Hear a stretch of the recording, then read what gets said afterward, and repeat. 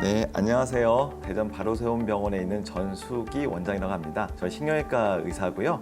양방향 내시경에 대해서 궁금하시다고 해서 거기에 대해서 설명드리려고 오늘 자리를 준비했는데요. 양방향 내시경이라고 하는 게 말이 참 많이 생소하죠. 양방향이라는 것도 그렇고 내시경 수술이 뭔지도 좀 궁금하실 겁니다. 거기에 관해서 궁금증을 좀 풀어드리도록 하겠습니다. 수술은 모든 게 다 아시겠지만 절개가 있어야 되고 몸 안에 이제 척추라고 하는 몸 안의 중심인데 중심까지 도달해서 병수에 도달하려면은 절개하고 근육을 또 절개하고 또 뼈를 절개하고 들어가서 수술을 해야 됩니다. 근데 이런 과정들이 정상적인 허리 척추를 많이 건들게 되면 수술 후에 합병증이 많이 올 수가 있어요. 통증이라든가 불안정성이라든가 감염이라든가 이런 위험성이 있을 수 있으니까 그걸 최소화하기 위해서는 우리가 수술하는 목적하고 상관없는 부분, 그러니까 뭐 피부, 근육은 그냥 지나간 다음에 병수에 바로 접근하면은 더 간단한 수술이 되겠죠. 이런 개념에서 나온 게 척추 내시경 수술입니다. 척추 내시경 수술을 많이 못 들어보신 분들도 많을 텐데요. 30년 전부터 시작된 겁니다. 물론 그때는 이제 단방향 내시경, 요즘은 이제 양방향 내시경의 얘기가 나와서 단방향 내시경으로 붙었지만은 옛날에 그냥 척추 내시경 수술이라는 것은 기본적으로 얇은 내시경관을 갖다가 척추공이라고 해서 척추 구멍 옆에 있는 척추공을 통해서 뼈를 손대지 않고 바로 들어가서 디스크로 바로 접근하는 그런 방법이 척추 내시경 수술이었는데요. 그렇게 수술하다 보니까 추간 반탈출, 소위 말하는 디스크 있잖아요. 아주 그냥 쫀쫀하고 부드러운 디스크 탈출증에만 수술을 할 수 있었습니다. 근데 이제 우리가 수술 방법이 많이 이제 개발되다 보니까 고령의 환자도 수술해야 되잖아요. 디스크도 딱딱해져 있고 뼈도 딱딱하고 되게 이제 추간공이 굉장히 좁아져서 일반 내시경이 못 들어가는 그런 어떤 환자들이 생겼단 말이에요. 기존에 이제 절개 수술을 하다 보니까 관절이나 뼈를 많이 잘라내야 되고 그러다 보니까 이렇게 나사못이나 이런 걸로 크게 수술하게 됐는데 그런 걸 피하고자 해가지고 이제 특수한 내시경을 이제 접근하게 됐죠. 우리가 카메라랑 작업하는 구멍하고 우리가 분리해서 수술하기 시작했거든요. 그것이 양방향 내시경입니다. 양방향이라는 것이 방향 두 군데에서 수술한다는 얘기가 아니고 카메라가 들어가는 구멍, 작업하는 구멍 두 개가 나눠졌다는 얘기고요. 그러다 보니까 더 정밀하게 보면서 카메라 직경을 좀 크게 하다 보니까 고해상도 카메라가 들어갈 수 있었고 그러니까 더 깨끗하게 볼 수 있었고 또 작업하는 구멍을 새로 뚫다 보니까 각도에 따라서 우리가 접근하기 보이긴 했지만 접근하지 못했던 병소를 갖다가 손쉽게 수술하게 될 수 있었거든요. 그게 바로 양방향 내시경 수술이 되겠습니다.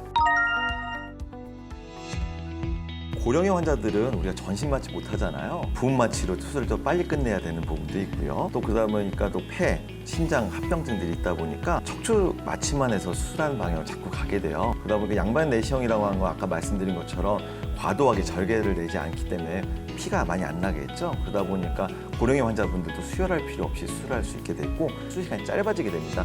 나이 많으신 분들은 되게 1시간 이상 수술하기 굉장히 어렵거든요. 아무래도 1시간 동안 엎드려 계시고 마취하고 있다 보면은 심장 질환들, 폐 질환들이 생기게 되는데 폐렴도 올 수 있고요. 그런 것 갖다 줄이기 위해서는 내시경 수술들이 굉장히 각광을 받게 되겠죠. 그래서 이제 양방향 내시경 수술이 기존에 했던 이제 절개 수술을 갖다 대체하는 수술로 어느 정도까지 대체하게 됐냐면은 우리가 퓨전이라고 해서 소위 말하는 나사못 박는 수술이라고 많이 들어보셨을 거예요.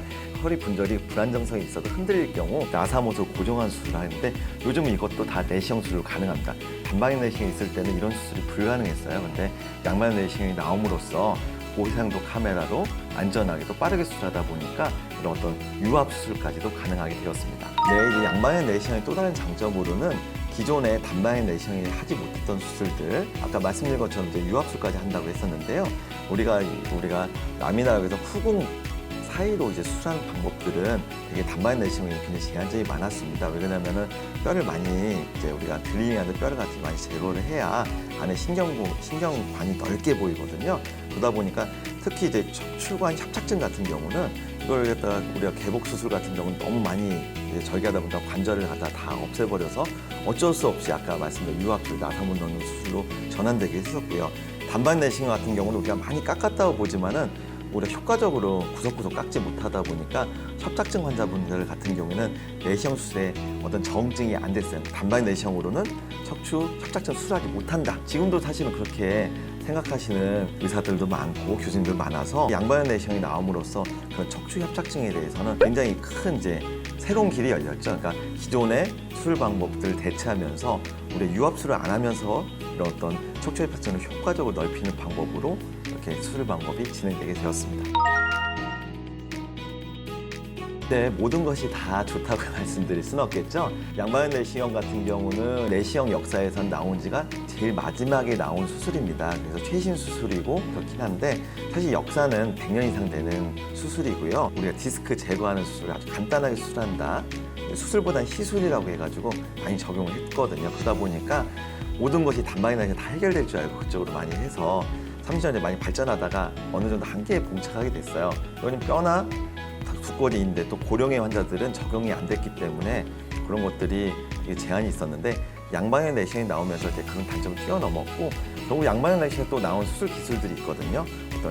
어떤 피지혈법이라든가 아니면 다른 어떤 마취 방법이라든가 어떤 특수한 어떤 드릴이나 기구 방법들이 단방향 내시경에 없었던 것들이 서로 콜라보레이션 되면서 서로 발전하는 그런 단계에 와서 현재는 양방향 내시경을 하는 사람이 더 많지만은 단방향 내시경은 같이 발전해서 현재는 척추 내시경 수술이 우리나라에서 뿐만 아니라 전 세계적으로 유행을 하고 있고 K 문화라고 하잖아요. 내시경에 있어서는 거의 독보적인 역할을 또 수행하고 있습니다.